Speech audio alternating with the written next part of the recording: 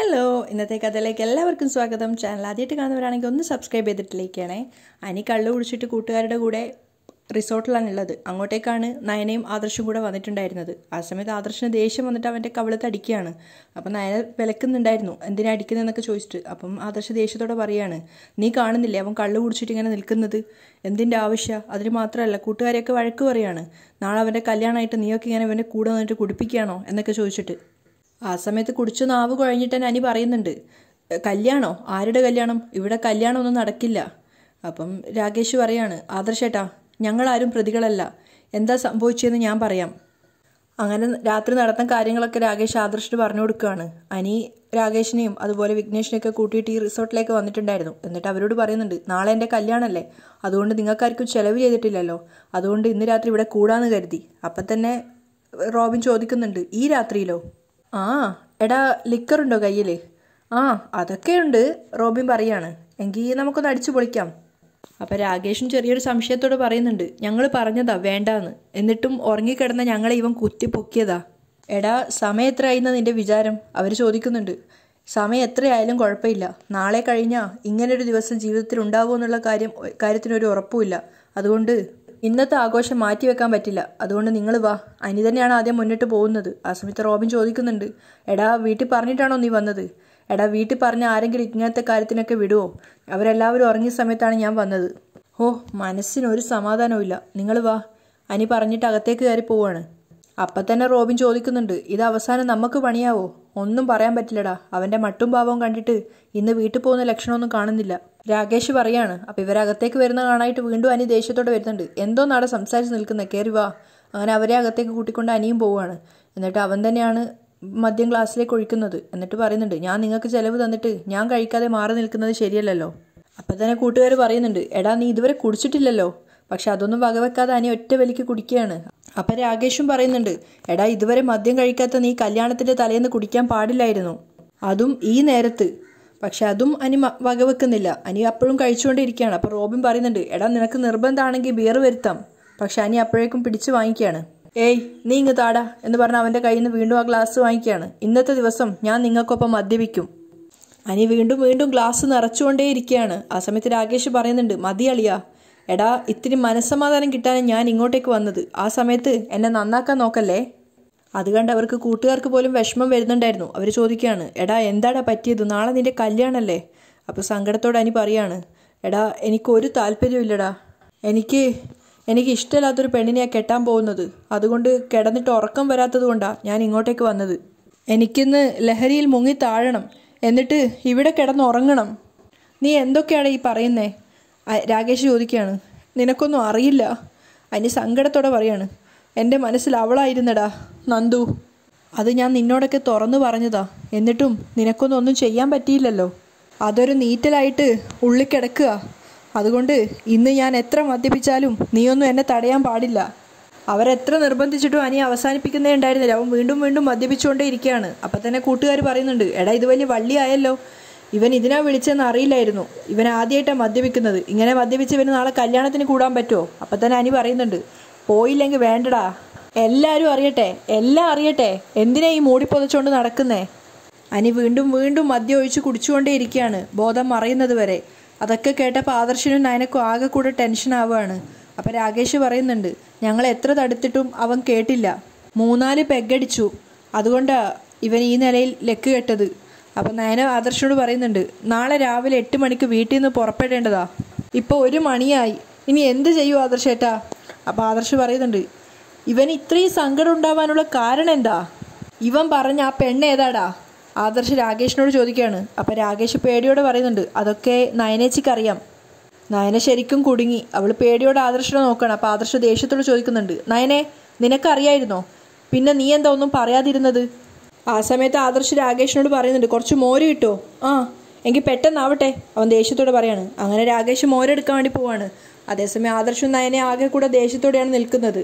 അതേപോലെ തന്നെ നന്ദു ആണെങ്കിലും അനിയെ കാണാത്ത ആ ഒരു സങ്കടത്തോടെ നിൽക്കുകയാണ്. അങ്ങനെ മോര് കിട്ടിയ സമയത്ത് ആദർശ് അത് അനിക്ക് കുടിക്കാൻ കൊടുക്കുന്നുണ്ടായിരുന്നു. പക്ഷെ അതൊരു കവിള് കുടിച്ചതും അനിക്ക് ഛർദ്ദിക്കാൻ വേണ്ടി വരികയാണ്. അങ്ങനെ അനിയേയും കൂട്ടിക്കൊണ്ട് ആദർശ് ബാത്റൂമിൽ പോകുന്നുണ്ട്. അങ്ങനെ അവൻ ഛർദ്ദിച്ചതിന് ശേഷം ആദർശ് എല്ലാവരോടായിട്ട് പറയാണ്, ഇവനൊന്ന് തലവഴി കുളിപ്പിച്ച് നോക്കട്ടെ, എങ്കിൽ കുറച്ച് മാറ്റം ഉണ്ടാവും, ആ ടവലിങ് എടുക്ക്. എന്നിട്ട് ആദർശ് അനിയെ കുളിപ്പിക്കാൻ വേണ്ടി ബാത്റൂമിൽ ഇരുത്തിയാണ്. ആ സമയത്ത് നയന കൂട്ടുകാരോട് പറയുന്നുണ്ട്, നീയൊക്കെ എന്ത് ഫ്രണ്ട്സാടാ, നാളെ കല്യാണമാണെന്ന് അറിയില്ല അവൻ്റെ, അങ്ങനെയുള്ള സമയത്ത് മദ്യം കൊടുക്കാൻ പാടുണ്ടോ?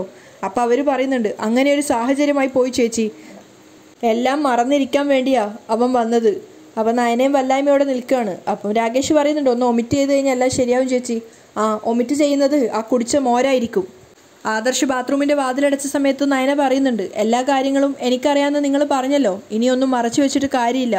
അപ്പം രാകേഷ് പറയാണ്, അവൻ അത്രയ്ക്ക് ഇഷ്ടം നന്ദുവിനെ, പക്ഷേ അവൾ അവനെ അങ്ങനെയല്ല കണ്ടത്. നയന അവരോട് പറയുന്നുണ്ട്.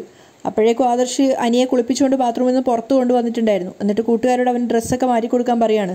ആ സമയത്ത് നയനയോട് ആദർശ് പുറത്തേക്ക് പോകാൻ വേണ്ടി പറയുന്നുണ്ട്. ആ സമയത്ത് രാകേഷ് അനിയോട് പറയാണ്, എന്നാലും നീ എല്ലാം കൊളാക്കിയല്ലോടാ, അവസാനം ഞങ്ങളെ പഴികേൽപ്പിച്ചല്ലോ. പുറത്തെത്തിയതും നയന പറയുന്നുണ്ട്, ആദർശേട്ടനിൽ നിന്നും ഇനിയൊന്നും മറച്ചു വെക്കണമെന്ന് ഞാൻ കരുതിയതല്ല, പക്ഷേ സാഹചര്യം കൊണ്ട് എനിക്ക് ഈ ഒരു കാര്യം മറച്ചു വെക്കേണ്ടി വന്നു. അപ്പോൾ ആദർശ് കുറച്ച് ദേഷ്യത്തോടെ പറയുന്നുണ്ട്, നീയേ വളച്ചു കെട്ടില്ലാതെ കാര്യം പറ, അവൻ സ്നേഹിക്കുന്ന പെൺകുട്ടിയെ നിനക്കറിയാമോ? അവൻ്റെ ഫ്രണ്ട്സിൻ്റെ സംസാരത്തിൽ നിന്ന് എനിക്കതാ മനസ്സിലായത്, പിന്നെ നിനക്കറിയാമെന്ന് അവർ പറയുകയും ചെയ്തു. ഇനി പറ, ഏതാ ആ പെൺകുട്ടി? നയന ആകെ വല്ലാതായിരിക്കുകയാണ്, അവൾക്ക് പറയാൻ പോലും പറ്റുന്നില്ല. എന്താ നിനക്ക് പറയാൻ ഇത്ര പ്രയാസം? അത് അനിയുടെ മനസ്സിൽ കയറിക്കൂടിയ പെൺകുട്ടി എൻ്റെ അനിയത്തി നന്ദുവാ. അത് കേട്ടത് ആദർശ് ശരിക്കും ഞെട്ടുകയാണ്. നന്ദുവോ?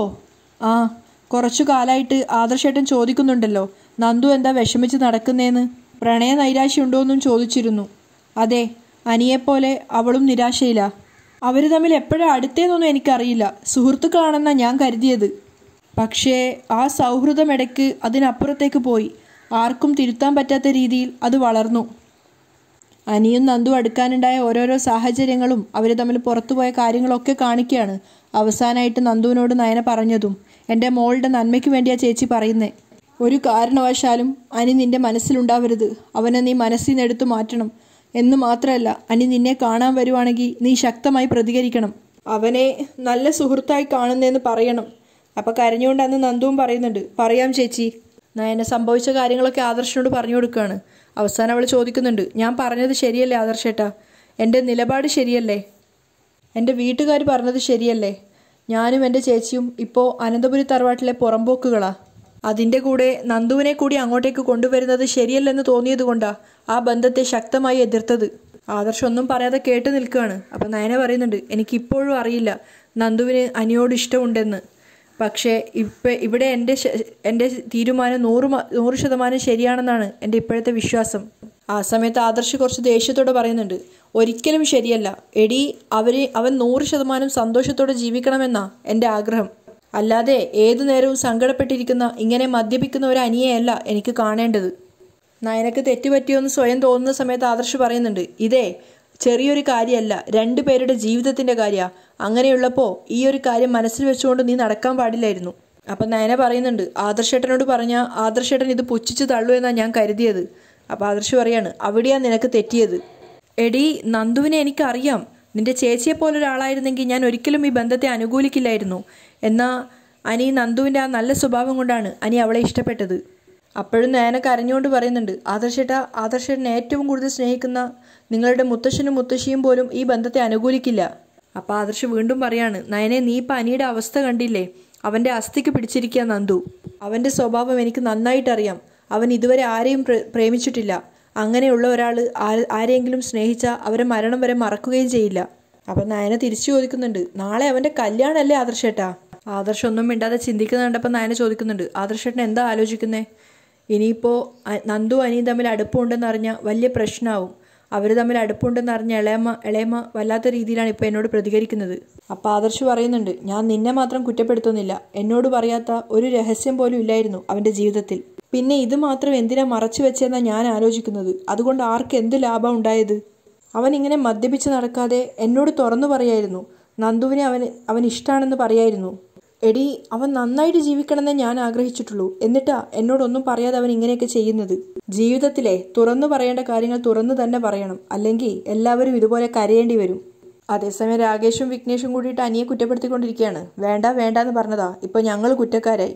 ഇവനോടൊന്നും പറഞ്ഞിട്ട് കാര്യമില്ല. എന്തായാലും ആദർശേട്ടൻ വന്നത് നന്നായി, അല്ലെങ്കിൽ നാളത്തെ കല്യാണം മുടങ്ങിയേനെ. കൊളാക്കാനാണല്ലോ ഇവൻ ഇങ്ങനെയൊക്കെ ചെയ്യുന്നത്, രാകേഷ് പറയാണ്. അപ്പോഴേക്കും ആദർശം നയനെ അങ്ങോട്ടേക്ക് കയറി വരുന്നുണ്ട്. ആദർശ് അവരോട് ദേഷ്യപ്പെടുകയാണ്. നീയൊക്കെ എവിടുത്തെ ഫ്രണ്ട്സാടാ? ഇവനെ ഒരു പെൺകുട്ടിയെ ഇഷ്ടമുണ്ടെങ്കിൽ, വിവാഹം കഴിക്കാൻ താല്പര്യമുണ്ടെങ്കിൽ അത് നിങ്ങളെങ്കിലും എന്നോട് പറയണ്ടായിരുന്നോ? അപ്പം രാകേഷ് പറയുന്നുണ്ട്, അറിയിക്കാനൊക്കെ ഞങ്ങൾ ശ്രമിച്ചതാ ആദർശേട്ടാ, പക്ഷെ നയനേച്ചി അത് തടഞ്ഞത്. ആദർശ് നയനെ നോക്കുകയാണ് ദേഷ്യത്തോടെ. അപ്പം രാകേഷ് പറയുന്നുണ്ട്, പിന്നെ നന്ദുവിന് ഇവനോട് ഇഷ്ടമുണ്ടെന്നൊന്നും പറഞ്ഞിട്ടില്ല. അപ്പോഴേക്കും ആദർശ് വേഗം അനിയെ പിടിച്ച് എഴുന്നേൽപ്പിക്കുകയാണ്. അനിയാണെ കുഴഞ്ഞിട്ടുള്ളത്. എങ്ങനെയൊക്കെയോ ആദർശ് അവനെ പിടിച്ച് എഴുന്നേൽപ്പിക്കുകയാണ്. അപ്പം തന്നെ ആദർശ് കൂട്ടുകാരോട് പറയുന്നുണ്ട്, ഇത്രയൊക്കെ ചെയ്തിട്ടും ഇവനൊന്ന് എഴുന്നേൽക്കാൻ പോലും പറ്റുന്നില്ലല്ലോ, എന്തൊരു കുടിയാ കുടിച്ചത്? കൂടുതലൊന്നും കുടിച്ചിട്ടില്ല ആദർശേട്ടാ, ഞാൻ പറഞ്ഞല്ലോ ആദ്യമായിട്ട് കുടിച്ചതിൻ്റെയാ.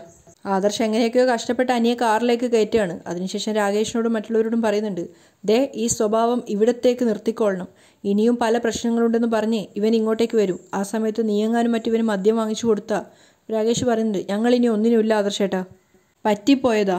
ഞങ്ങൾക്ക് പാർട്ടി തരാനാ ഇവൻ വന്നു എന്നാ കരുതിയത്. പക്ഷേ മുറിയിലെത്തിയ ശേഷം ഇവൻ്റെ പ്ലാൻ മാറിയത്. ശരി ശരി. ആദർശ് നയനെയും കൂട്ടിയിട്ട് കാറ് കയറുകയാണ്. അപ്പം റോബിൻ പറയുന്നുണ്ട്, ഇനിയിപ്പോൾ ഇതിൻ്റെ പേരിലെങ്ങാൻ കല്യാണം മുടങ്ങിയാ നമ്മളായിരിക്കും പ്രതി. അപ്പം രാകേഷ് പറയുന്നുണ്ട്, എടാ കല്യാണം മുടങ്ങുന്നുണ്ടെങ്കിൽ മുടങ്ങട്ടെ, അവൻ്റെ മനസ്സിലുള്ളത് ഇപ്പോൾ അവൻ്റെ ഏട്ടൻ അറിഞ്ഞില്ലേ, ചിലപ്പോൾ ഇതൊക്കെ സംഭവിച്ചത് നല്ലതിനായിരിക്കും. അപ്പം റോബിനും പറയുന്നുണ്ട്, അങ്ങനെ ആയാൽ മതിയായിരുന്നു. അവൻ എന്തുമാത്രം നന്ദുവിനെ സ്നേഹിക്കുന്നുണ്ടെന്നറിയോ? നമ്മൾ ചിന്തിക്കുന്നതിനും അപ്പുറം. തിരിച്ച് നന്ദുവിന് സ്നേഹമുണ്ടെന്ന് ഇപ്പം ഏതാണ്ട് വ്യക്തമായി. പിന്നെ അവളുടെ വീട്ടുകാർ പറഞ്ഞിട്ടായിരിക്കും അവൾ മാറിയത്. എന്തായാലും അറിയേണ്ട ആൾ അറിഞ്ഞല്ലോ. അതുകൊണ്ട് നടക്കാൻ പാടില്ലാത്തൊരു ബന്ധത്തിന് നമ്മൾ സാക്ഷികളാവേണ്ടി വരില്ല എന്നാ തോന്നുന്നത്. കാറ് വീടിൻ്റെ ഭാഗത്തേക്കല്ല പോകുന്നതെന്ന് മനസ്സിലായപ്പോൾ നയന ചോദിക്കുന്നുണ്ട്, ആദർശം നമ്മൾ എങ്ങോട്ടേക്കാണ് പോകുന്നത്? വീട്ടിലേക്കല്ലേ? അല്ല, പിന്നെ എങ്ങോട്ടേക്കാ? അത് അവിടെ എത്തുമ്പോൾ മനസ്സിലായിക്കോളും. ചില കാര്യങ്ങളൊക്കെ ഇന്ന് തന്നെ തീരുമാനിക്കാനുണ്ട്. ആദർശം ഒരു കട്ടക്കലിപ്പിനാണുള്ളത്. അപ്പം നയന പറയുന്നുണ്ട്, രാവിലെ കല്യാണത്തിന് പോവേണ്ടതാ, ഇപ്പം തന്നെ സമയം 2 മണി കഴിഞ്ഞു. അപ്പോൾ ആദർശ് ദേഷ്യത്തോടെ പറയുന്നുണ്ട്, 2 മണി കഴിഞ്ഞാലും 3 മണി കഴിഞ്ഞാലും നേരം വെളുത്താലും പറയേണ്ടത് പറയണം. പിന്നിലൊരുത്തൻ കിടക്കുന്നത് കണ്ടില്ലേ, ബോധമില്ലാതെ. ഇനി അവൻ അങ്ങനെ ഒരു അവസ്ഥ ഉണ്ടാവാൻ പാടില്ല. അപ്പം നയന സംശയത്തോട് ചോദിക്കുന്നുണ്ട്, അതിനിപ്പോൾ എന്ത് ചെയ്യാൻ പോവുക? അതൊക്കെ ഞാൻ പറയാം. നയനക്കൊന്നും മനസ്സിലാവുന്നുണ്ടായിരുന്നില്ല. പക്ഷെ അവൾക്ക് തിരിച്ചു ചോദിക്കാൻ ഭയമുള്ളത് കൊണ്ട് അവൾ തിരിച്ചു ചോദിച്ചതുമില്ല. ആദർശം നേരെ വന്ന് നിർത്തിയത് ഹോസ്പിറ്റലിലേക്കാണ്. ഓ, മുത്തശ്ശനെ കാണാൻ വന്നതാണോ? അതെ. അപ്പോൾ മുത്തശ്ശനോട് ഇപ്പം എല്ലാം പറയാൻ പോവുക? വെറുതെ വാഴ കല്യാണം നടത്തിയാലൊന്നും ശരിയാവില്ല. അതുകൊണ്ട് കാര്യങ്ങളൊക്കെ മുത്തശ്ശനോടും പറയണം. അവൻ ഇഷ്ടമില്ലാത്ത കല്യാണം നടത്തിയാൽ അത് നിലനിൽക്കില്ല. അതുകൊണ്ട് നമുക്ക് ഈ കല്യാണം വേണ്ടെന്ന് വെക്കുന്നതല്ലേ നല്ലത്. ആദർശേട്ടാ, അത് നയന പേടിയോടെ പറയാണ്. നീ ഒരു കാര്യവും പറയണ്ട. ഇക്കാര്യത്തിൽ ഇപ്പം തന്നെ ഒരു തീരുമാനം എടുത്തേ പറ്റൂ. നീ വാ. രണ്ടുപേരും ഡോക്ടറുടെ മുറിയിലെത്തിയ സമയത്ത് ഡോക്ടർ തീർത്ത് പറയാണ്, ആദർശേ, ഇപ്പം അദ്ദേഹത്തോട് ഇങ്ങനെയുള്ള കാര്യങ്ങളൊന്നും പറയാൻ പറ്റില്ല. വാർഡിന്ന് ICUലേക്ക് മാറ്റേണ്ട അവസ്ഥയില്ല. ഞാൻ വിലക്കിയിട്ടും നാളെ കൊച്ചുമോൻ്റെ കല്യാണത്തിന് വരണമെന്ന് വാശി പിടിക്കുകയാണ്. ആ സമയത്താണ് അദ്ദേഹത്തിൻ്റെ ഹെൽത്ത് വീക്കായത്. അതത്ര നിസ്സാരമായിട്ട് കാണാൻ പറ്റില്ല. അപ്പോൾ ആദർശ് ചോദിക്കുന്നുണ്ട്, മുത്തശ്ശനെ എനിക്കൊന്ന് കാണാൻ പറ്റുമോ? അപ്പോൾ ഡോക്ടർ പറയാണ്, ICU കിടക്കുന്ന ആളെ കാണാൻ പറ്റില്ല ആദർശേ. ഇനിയിപ്പോൾ ഞാൻ നാളെ വിലക്കിയാലും അദ്ദേഹം കല്യാണത്തിന് അവിടെ എത്തും. അദ്ദേഹത്തിൻ്റെ മാനസികാവസ്ഥ അതാണ്. അതിനിടയിൽ പറയാൻ പാടില്ലാത്ത ഒരു കാര്യവും പറയരുത്. പ്രത്യേകിച്ച് നാളെ കല്യാണം നടക്കില്ല എന്ന് ഒരു കാരണവശാലും പറയാൻ പാടില്ല. അല്ല, ഇപ്പം ഇങ്ങനൊരു തീരുമാനം എടുക്കാൻ എന്താ കാരണം? അത് ഡോക്ടർ, എന്തായാലും നാളെ കല്യാണം നടന്നില്ലെങ്കിൽ അത് എന്നെ വിളിച്ചു പറയണം. അപ്പോൾ അതിനനുസരിച്ചൊരു തീരുമാനം ഞാൻ എടുക്കാം. ഡോക്ടർ ആദർശനോട് പറയാണ്. മൂർത്തി സാറിനെ അറിയാവുന്നത് കൊണ്ട് പറയാണ്. അദ്ദേഹം ഫിക്സ് ചെയ്ത വിവാഹമല്ലേ. ഇനി എന്തെങ്കിലും ഒരു പ്രശ്നമുണ്ടെങ്കിൽ അത് പറഞ്ഞു തീർക്കുന്നതായിരിക്കും നല്ലത്. കല്യാണം മുടങ്ങിയാലുണ്ടാവുന്ന ഷോക്ക് ഒരുപക്ഷെ അത് അദ്ദേഹത്തിൻ്റെ ജീവനെ തന്നെ ബാധിച്ചേക്കാം. ശരി, ഞാൻ എന്തായാലും വീട്ടിലെത്തിയിട്ട് ഡോക്ടറെ വിളിക്കാം. ആദർശം നയനെ അവിടെ നിന്ന് ഇറങ്ങുകയാണ്. ആ സമയത്ത് നയന പറയുന്നുണ്ട്, ഇനിയിപ്പോൾ ഇതിൻ്റെ പേരിലൊരു വഴക്ക് വേണ്ട ആദർശേട്ടാ, നാളെ കല്യാണം നടക്കണം. അപ്പോൾ ആദർശ് പറയുന്നുണ്ട്, കല്യാണം നടക്കുന്നത് എല്ലാവർക്കും സന്തോഷമായിരിക്കും. പക്ഷേ എല്ലാവരുടെയും സന്തോഷമല്ല എനിക്ക് പ്രധാനം. എൻ്റെ അനിയൻ്റെ സന്തോഷമാണ്. അവൻ മനസ്സ് വിഷമിച്ച് നാളെ ചെന്ന് നിൽക്കാൻ പാടില്ല. അപ്പം നയന പറയുന്നുണ്ട്, മുത്തശ്ശൻ്റെ കാര്യം ഡോക്ടർ പറഞ്ഞത് കേട്ടല്ലോ. അതുകൊണ്ട് മുത്തശ്ശനോടൊന്നും പറഞ്ഞില്ലല്ലോ. എന്നാ പറയാനുള്ള ചിലരുണ്ട് വീട്ടിൽ, അവരോട് പറയണം. അത് കേട്ടതും നയന ആകെ പേടിക്കുകയാണ്. ഇത് എനിക്കും എൻ്റെ വീട്ടുകാർക്കും മോശം പേരുണ്ടാക്കത്തേ ഉള്ളൂ. പാവം എൻ്റെ നന്ദുവിനെ എല്ലാവരും കുറ്റപ്പെടുത്തത്തേ ഉള്ളൂ. ആ സമയത്ത് ആദർശ് പറയുന്നുണ്ട്, നന്ദുവിന് അനി വെറും ഫ്രണ്ട് മാത്രമാണെന്ന് നീ അനിയോട് പറഞ്ഞില്ലേ? പക്ഷേ സത്യം നിനക്കറിയാലോ. എടി, അവർ പരസ്പരം സ്നേഹിക്കുന്നില്ലേ? സ്നേഹിക്കുന്നവരാ ഒന്നിക്കേണ്ടത്. നമ്മൾ തമ്മിൽ പല പ്രശ്നങ്ങളുണ്ടായെങ്കിൽ അതിന് കാരണം നമ്മൾ തമ്മിൽ സ്നേഹിക്കാത്തത് കൊണ്ടാ. വിവാഹത്തിന് മുമ്പ് കണ്ടുമുട്ടിയപ്പോഴൊക്കെ എപ്പോഴും നമ്മൾ തമ്മിൽ വഴക്കായിരുന്നു. എന്നുവെച്ചാ വെറുത്തവർ ഒന്നിച്ചു. അതായിരുന്നു നമ്മുടെ കല്യാണം. എന്നാൽ അനിയെയും നന്ദുവിനെയും പോലെ നമ്മൾ സ്നേഹിച്ചിരുന്നെങ്കിൽ ആരെതിർത്താലും ശരി സ്നേഹിച്ച പെണ്ണിനെ ഞാൻ സ്വന്തമാക്കിയേനെ. അത് തന്നെയാ അനിയുടെയും മനസ്സിൽ. ആദർശ് പറയാണ്. അത് കേട്ടതും നയന പേടിയോടെ പറയുന്നുണ്ട്, ഇനി എന്തൊക്കെ ഉണ്ടാവുമെന്ന് എനിക്കൊരു പിടിയുമില്ല. അപ്പോൾ ആദർശ് പറയാണ്, വീട്ടിലെത്തിയിട്ട് ഇളയച്ചനെയും ഇളയമ്മയും കാണണം, അവരോട് സീരിയസ് ആയിട്ട് സംസാരിക്കണം. അവരുടെ മോൻ്റെ ജീവിതമല്ലേ, ഇനി എന്താ വേണമെന്ന് അവർ തീരുമാനിക്കട്ടെ. ആദർശ് അവിടെ നിന്ന് ഇറങ്ങിപ്പോവാണ്. പേടിയോടുകൂടിയാണ് നയന നിൽക്കുന്നത്. അവിടെയാണ് ഇന്നത്തെ എപ്പിസോഡ് വൈൻഡപ്പ് ചെയ്യുന്നത്.